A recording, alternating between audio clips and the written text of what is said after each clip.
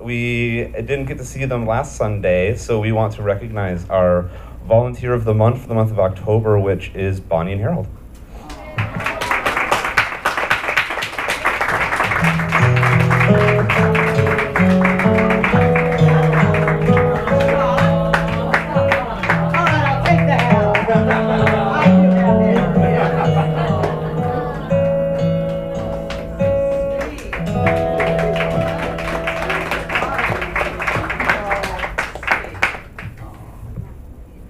And so today we have a guest speaker. Visiting us is Reverend Eric Page, and so he will be doing our meditation today and speaking our lesson. Okay, well, I think that is all I am going to highlight for announcements, so I have asked Vince to come up and say our daily word today. Aloha. Today's daily reflection. Attuned to divine mind, I grow in spiritual understanding. Let's say that together. Attuned to divine mind, I grow in spiritual understanding. In his book, Mind, the Master Power, Unity Minister Charles Roth invites me to reflect on my true nature. Let your mind be not a mirror, but a lens through which shines the light of truth. If I forget the truth about myself, I may see only a mirror image, my outer self, physical features, and overlook that I am created in the image of God. I am a spiritual being, an expression of the divine. I continually grow in understanding of my spiritual nature. My spiritual understanding is constantly evolving. I am ready to let go of ideas and habits that no longer serve me. I am ready for transformation of mind, body, and spirit. And that's from Mark 4:26-27. The kingdom of God, as if someone would scatter seed on the ground and would sleep and rise night and day, and the seed would sprout and grow. He does not know how. Thank you.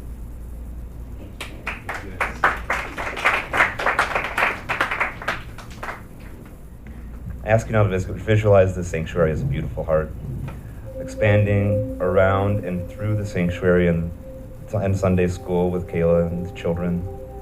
In this heart, all is love, caring, and compassion we have for ourselves and each other. Take a moment to feel this love in here now. If you have a special prayer request, know that anyone in your life who needs prayer, or any circumstance in your life or our world that needs prayer, see them in our heart as we sing the prayer for protection. And it is now our time to turn within for meditation. I just invite you to relax into your seat, to close your eyes, and breathe in deeply.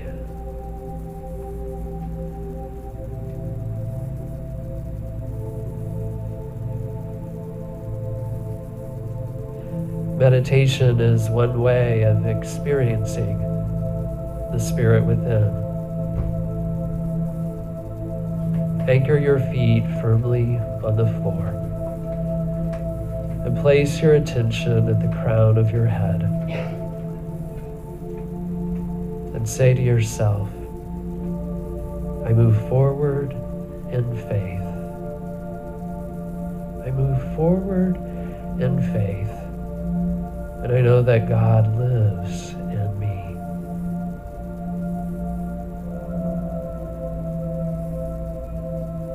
The indwelling Spirit assures me. For faith is the confidence that what we hope for will actually happen. It gives us assurance about things we cannot see.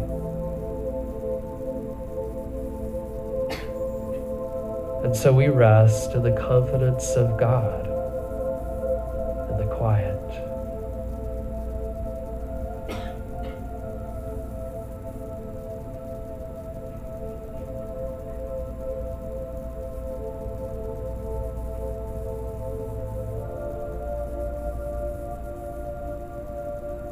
The universe provides possibilities.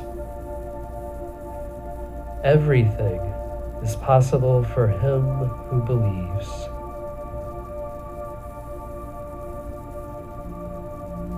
am linked with this spirit of opportunity. A vision of possibilities unfold before me. I rest in the quiet.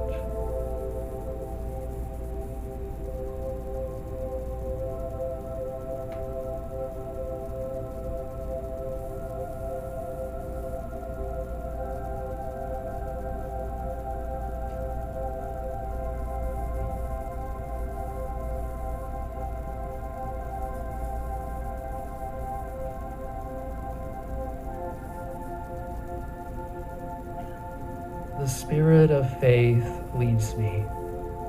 The spirit of faith leads me. Go, your faith has made you well. God leads me deeper, and I connect with spirit in the silence.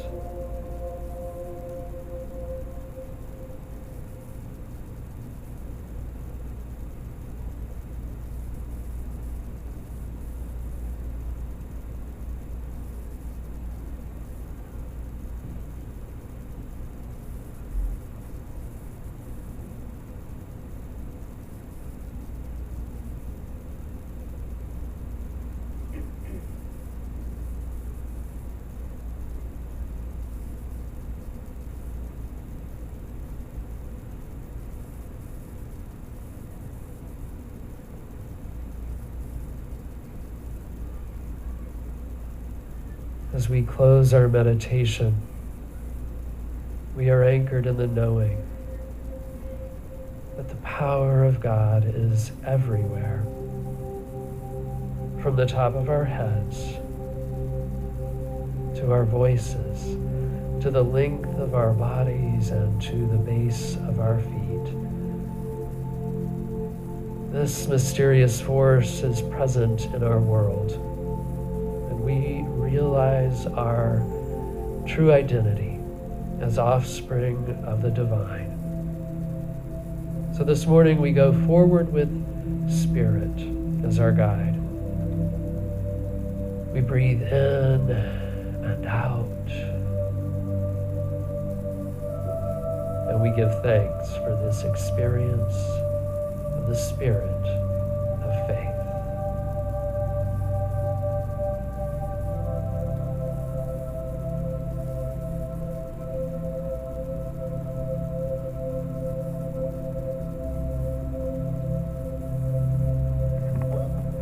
So I just invite you to come back to the room. We climbed up a ladder in the dark.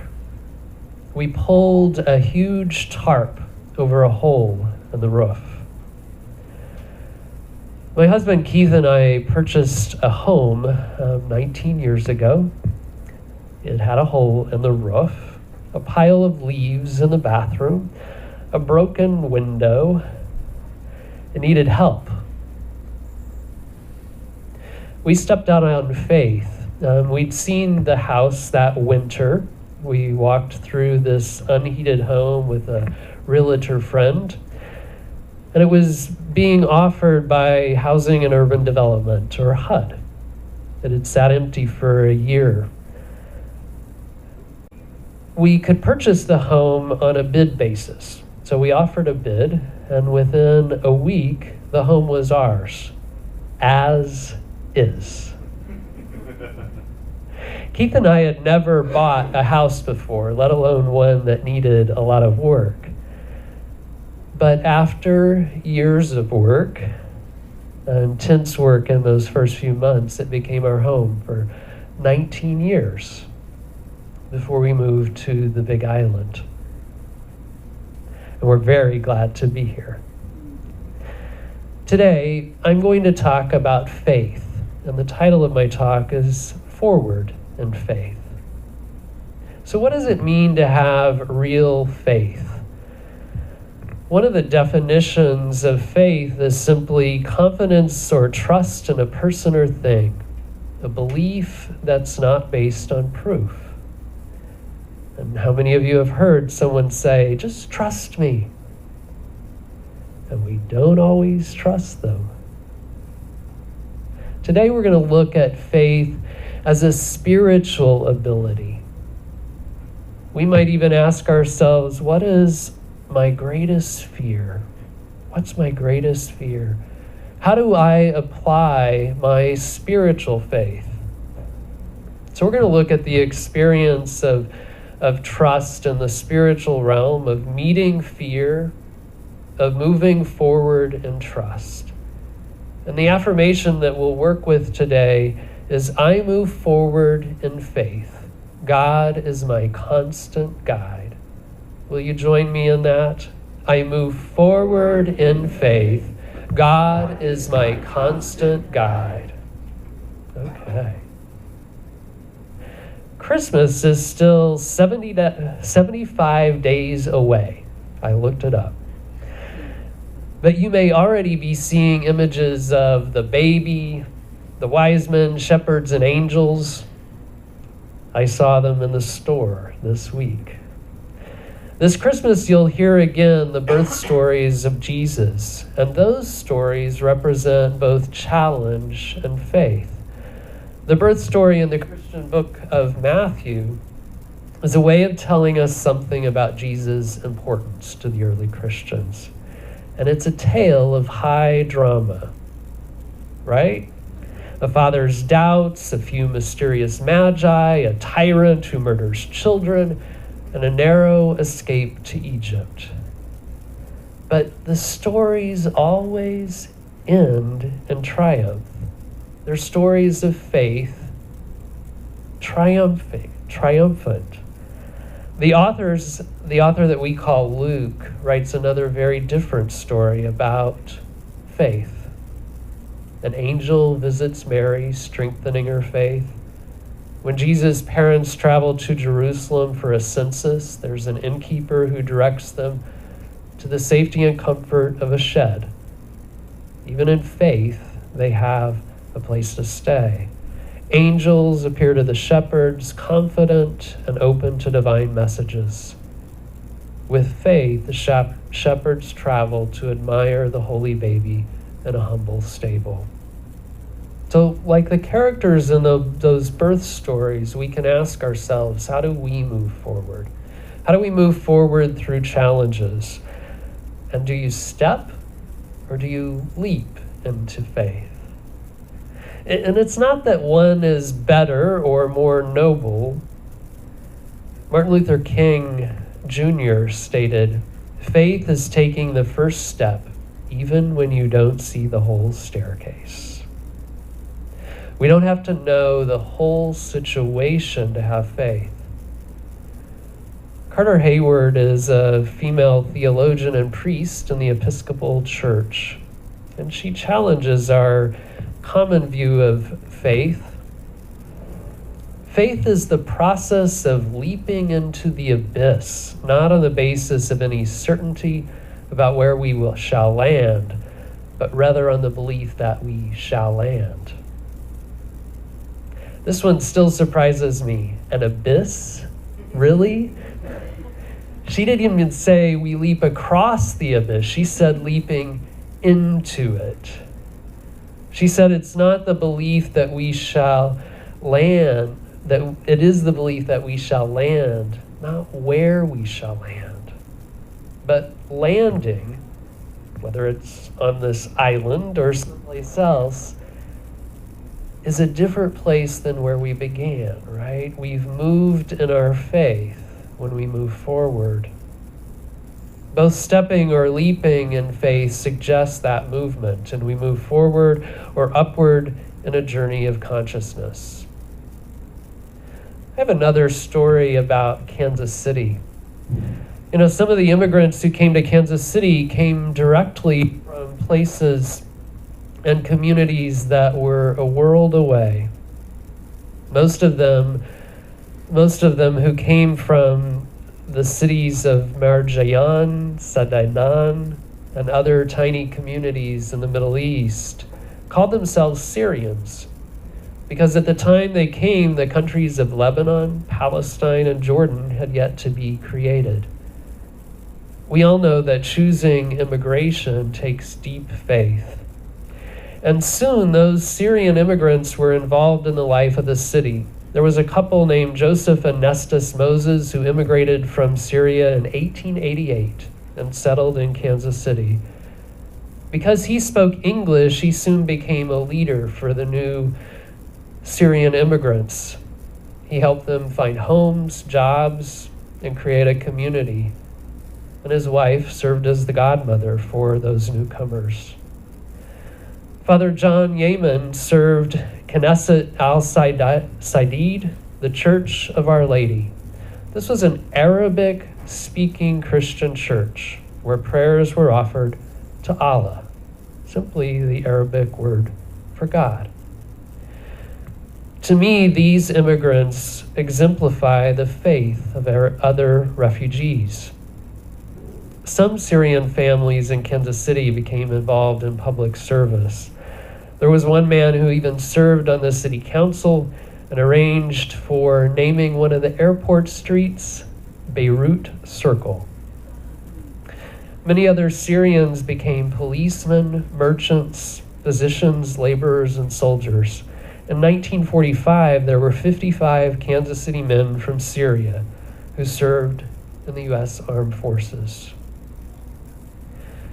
So this got me thinking, when our political leaders attempt to restrict Syrian refugees from coming to the U.S., they're doing something that our country didn't do to Syrian refugees 125 years ago. Now, this isn't something new. Americans have rejected immigrants before, based on fear of the unknown. Here in Hawaii, we know the story of those of Japanese descent, some of them sent to internment camps just because they looked like the enemy. But other immigration restrictions were applied to Eastern Europeans, Jews, and the Chinese. When we exclude people simply based on their appearance, their origin, or their religion, or other differences, we follow what I would say is a sad habit of fear, rather than a pattern of practical spiritual faith, which is what we're talking about today. Practical spiritual faith. So how do we move forward? Do you step or leap in faith? So what are the qualities of a deep, abiding faith? Faith is the ability to perceive the reality of the kingdom of God, to perceive that reality, that kingdom of good and divine ideas, despite evidence to the contrary.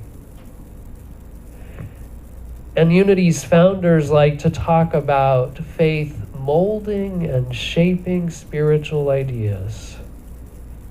Faith is moving mental potentialities into expression, making it a reality in our world. Faith is our ability to commit ourselves totally to spiritual truth, the power to move unseen good into manifestation. Those are all different ways of saying the same thing. Unity founders Myrtle and Charles Fillmore proposed that humanity has 12 spiritual abilities, including love, wisdom, strength, and faith. Charles Fillmore wrote a book in 1930 called The 12 Powers of Man, and he wrote at length about Peter the Rock. Peter believed in Jesus as a liberator. And for Fillmore, Peter utilized his faith and spiritual discernment. He saw beyond the appearances. And I want to read to you from Matthew chapter 16.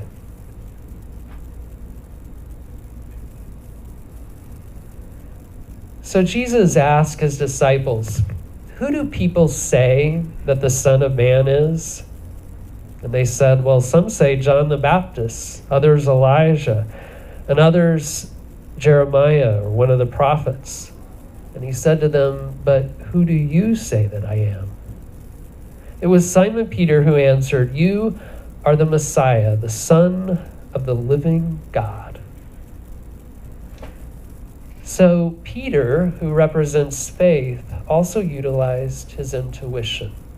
He saw beyond appearances. Yes, there was a man named Jesus in front of him, but he recognized that deep truth in Jesus. Bernice Ketchum founded a Unity Church in the Ozarks. She compared faith to the experience of being airborne. To get our prayer faith-born, we need to think away from the problem. We need to think toward the answer until we actually involve ourselves in it. So faith is about utilizing our vision and moving. That step may be large or small. Faith is about involving ourselves in the unknown, mustering courage to face our fears.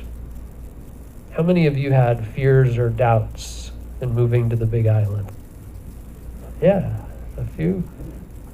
Thank you. I just needed to know that. Sharon Salzberg, the author of Faith, Trusting Our Own Deepest Experience, writes this about her experience of both despair and faith. One afternoon, I was walking up the staircase to my room as I had done countless times before, barely noticing the fraying decor and the grubby sconces. I was practicing being mindful of my steps, when all of a sudden I encountered what I can only call a tremendous sense of presence, and with it a feeling of release, joy, and love. I knew with sudden conviction that no matter how deep my despair, life was always there. I was rocked by faith in that tremendous sense of life. Sometimes we are rocked by faith.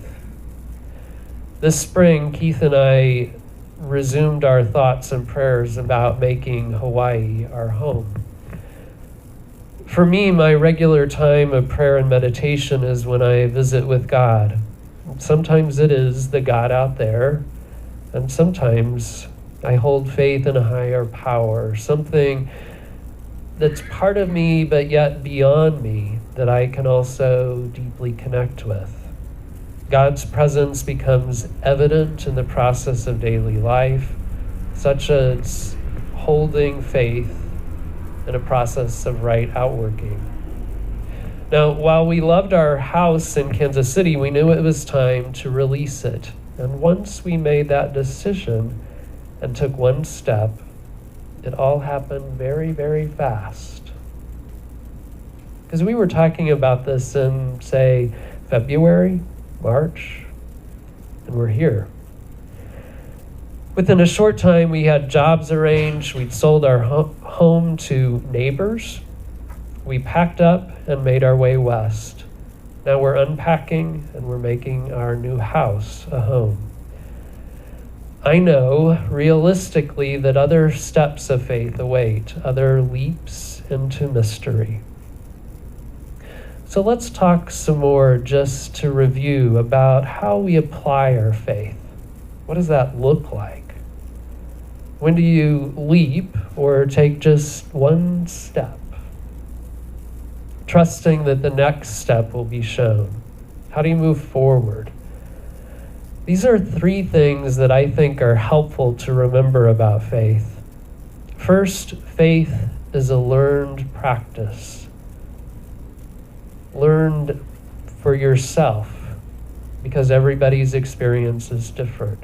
So what is your experience of faith? Number two, questions and doubt are normal and healthy. They're part of that journey of faith. It's part of practicing that trust. Looking directly at your fear and despair can lead you deeper into faith. Remember, we asked that question, What is your greatest fear?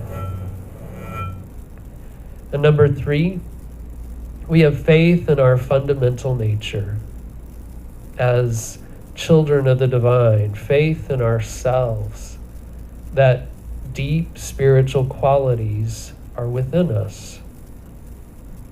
So ask yourself, when is my faith enduring and lasting? Finally, let's conclude with that affirmation. I move forward in faith. God is my constant guide. Together, I move forward in faith. God is my constant guide. God bless you.